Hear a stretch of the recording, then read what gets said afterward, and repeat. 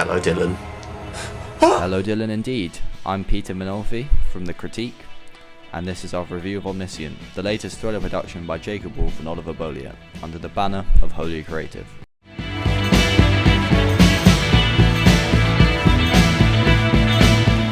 So right off the bat, I'm going to give you a brief synopsis of the short film. So just a warning now, spoiler alert. Our story begins, well, in a nonlinear fashion. We have the protagonist Dylan talking to an unnamed cameraman, almost like an interview. Now I'll get to the real critiquing in a bit, but this was a very interesting idea. It was nice to have the idea of hindsight, of extreme guilt. As we go through the narrative, certain questions give Dylan these flashbacks, which take us back to encounters with a supernatural creature called Mortis. The creature coerced Dylan to signing a contract where Dylan would no longer be lonely, but in return Dylan would have to do some favours for him. This was a particularly dark scene. I liked it.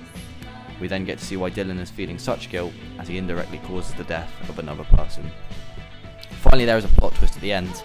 The audience learn that Dylan has cut ties with Mortis, but I'll let you watch the rest of the film to see that plot twist. So let's get critiquing. I love the concept and the narrative of Omniscient, but I feel like it needs further exploration. I found myself quite unsatisfied with how the film ended. So first things first, the interview scenes. Wow. Main actor Ben Hayes has brought a lot of emotion to his performance. I wouldn't be surprised if we see him in a few more short films in our time. He felt very natural in his portrayal of Dylan. Even though he basically murdered someone, I as an audience member felt sympathy for him. I mean, sure, he did something that was completely horrible, but you could tell he felt a lot of guilt. In fact, I don't think it would be too far as to say remorse. Now, technically, you don't have a lot going on in this scene. It's one steady continuous medium shot, so really the acting needed to be as good as it was, and as convincing as it was, to keep me interested. And like I said, the plot twist at the end, I never saw it coming. But looking back at it all really made sense. So very well done in this particular aspect of the film. Now while technical aspects in the interview scene were average, the rest of the film had some great elements of post-production. The blue tint given to the video made me feel cold. It made me not quite trust this supposed Mortis, and as a friend to our Dylan. Not only this, but the reoccurring high angles in most scenes with the supernatural tyrant made him seem very egotistical. Now I don't know about you, but I hate egotistical people, so I did not like this character at all. This worked very well together, especially for me personally. All the techniques, both technically and dramatically, worked very well together. Okay, so I do have a bit of a pet peeve when it comes to films myself. I don't know about you, but for me, the music has to be perfect. That's a pretty mean way to treat your only mate. Listen here, Chief. I know that you're being... I don't want to notice that there's music playing most of the time.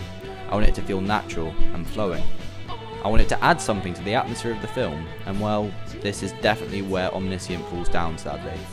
A lot of the time, for example, in the bedroom scene, I felt like music was added just for the sake of it, simply to fill a space where music could be. Don't get me wrong, I think the use of a good dark track could have really fleshed out the scene, something that's mysterious and makes us feel uneasy about Mortis and his true intentions. In reality, it feels clunky, something I'd rather have without in the film. I feel that the atmosphere brought about by the actors was enough to make it a good film, but they had to go and ruin it with clunky music. This is definitely an area where I feel Omniscient lost some stars.